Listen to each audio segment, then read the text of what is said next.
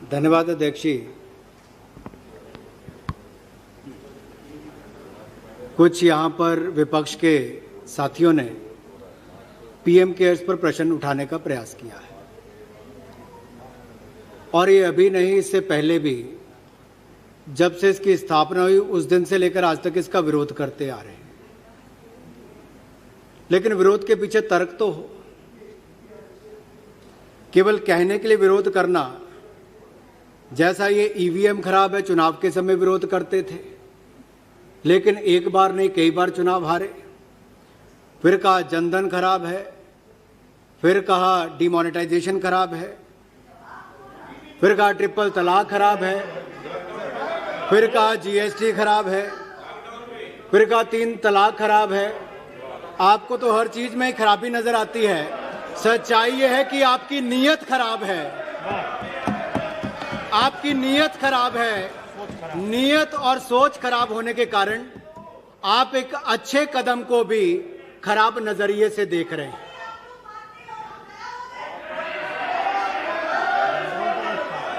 और अध्यक्ष जी, PM cares खराब क्यों है? क्या गलती है?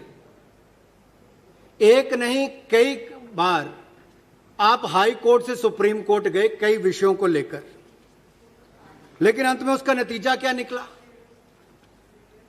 हाई कोर्ट या सुप्रीम कोर्ट हर कदम पर हर कोर्ट ने पीएम केयर्स के हक में अपना निर्णय दिया, इनके हित में नहीं दिया है। आखिर क्या क्या चुनौतियां दी इन्होंने तो इसको सेटअप करने के लिए कि आपने बनाया ही गलत है, आपने उसको चुनौती दी, सुप्रीम कोर्ट ने आपके उसको खारिज कर दिया और संवैधानिक रूप से उसको वैध बताया गया।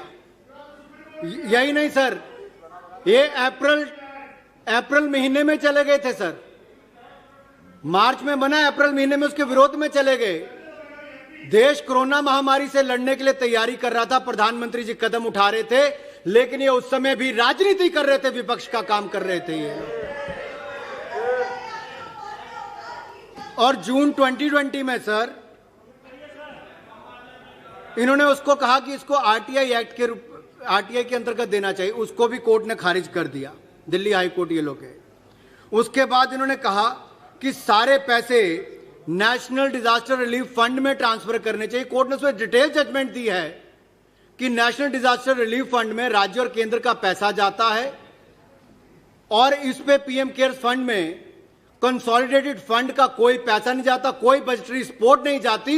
ये स्वैच्छिक निधि से जो लोग जनता पैसा देती है वो पैसा इसमें आता, केंद्र सरकार का कोई पैसा इसमें नहीं गया है। हम सांसदों ने पैसा दिया होगा, गरीब से गरीब व्यक्ति ने पैसा दिया। सर मुझे दुख इस बात का होता है कि गरीब से गरीब व्यक्ति ने तो इसमें अपना योगदान दिया, लेकिन कुछ लोग यहां पर ऐसे हैं कि उनकी अच्छी सोच पर भी प्रश्न चिन्ह खड़ा करते हैं। ये केवल नरेंद्र मोदी जी की सोच पर या प्रधानमंत्री की सोच पर प्रश्न खड़ा नहीं करते, ये हिंदुस्तान के 138 करोड़ की जनता की सोच पर प्रश्न चिन्ह खड़ा कर रहे हैं। किन लोगों ने योगदान दिया, मैं कुछ कहना चाहता हूं सर इस पर। सर उत्तर प्रदेश के प्रयागराज की 9 साल की अनुष्का और 6 साल के युवराज ने अपनी गुल्लक तोड़कर 700 रुपए में से 300 रुपए इसके लिए योगदान दिया है सर, बच्चों ने दिया है सर। अगला कानपुर के किदवई नगर में बच्चों ने मजदूरों के लिए जो गुल्लक तोड़कर सर 5,855 रुपए पीएम केयर्स फंड के लिए दिए सर। उत्तर प्रदेश के मिर्जापुर की सर 10 साल की बेटी सुहानी ने 4,091 रुपए पीएम केयर फंड के लिए दिए सर। बीड़ की रहने वाली एक रिटायर्ड टीचर ने 5 लाख रुपए पीएम केयर फंड में दिया सर। सुनो भाई, क्या दिक्कत है? सर अगर योगदान देने वालों के लिए भी सर, जिन बच्चों ने अपनी गुल्लक तोड़कर पैसा दिया उनका नाम सुनने के लिए भी राजी नहीं है, तो शर्म आनी चाहिए सर इस सोच के ऊपर। सर उत्तराखंड की अगस्त मुनि 80 साल की वीरांगना सर दर्शना देवी जी सर 10 किलोमीटर पैदल चलकर बैंक आई और अपने जीवन भर की पेंशन 2 लाख रुपया पीएम केयर्स में दी थी सर, 2 लाख रुपया सर। दिल्ली के जयप्रकाश नगर के 82 वर्ष के महेंद्र सिंह सर 1 लाख रुपया पीएम केयर्स फंड के लिए दे दिया सर। उत्तराखंड के गौचर के 60 साल की देवकी भंडारी ने सर 10 लाख रुपए पीएम कर। सर नेता हो, अभिनेता हो, मजदूर हो, कर्मचारी हो, सांसद हो या विधायक हो, हर किसी ने अपनी ओर से देने का प्रयास किया है, क्योंकि ये लड़ाई देश की लड़ाई थी और इस लड़ाई में प्रधानमंत्री मोदी जी ने पीएम केयर फंड की स्थापना करके करने का काम किया सर। सर अभी उसमें मुझे बहुत कुछ कहना है सर।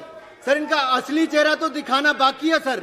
सर इसमें कम से कम आधे घंटे का समय तो चाहिए होगा सर, क्योंकि नहीं, वो आज जो बिल की फुल डिबेट पे समय बोलना सर इनका सर या तो आप ये कह लीजिए अभी तो किया तो मुझे विस्तार में अपनी बात अभी रखने का, या सर चर्चा के समय मुझे अपनी पूरी बात रखने का अवसर मिले। चर्चा के समय पूरा मौका सर मैं एक बात जरूर कहना चाहता हूं, प्रधानमंत्री जब आप चर्चा करने आए तो मेरे विपक्ष के लोगों से अनुरोध रहेगा, कृपया करके प्रधानमंत्री नेशनल रिलीफ फंड को पढ़कर आए।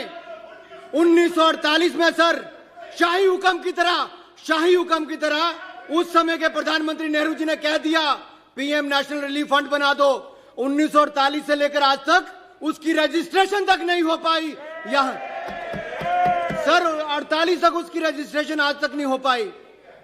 सर कैसे उसको एफसीआरए क्लियरेंस मिली, कैसे उसको 12A की रजिस्ट्रेशन बगैर ट्रस्ट के, सर ट्रस्ट रजिस्टर नहीं है, ट्रस्ट डीड नहीं है, आपने सेक्शन 12 में कैसे उसको रजिस्टर किया, एटीजी की आपने एग्जम्पशन उसको कैसे दी, एफसीआरए की क्लियरेंस आपने उसको कैसे दी।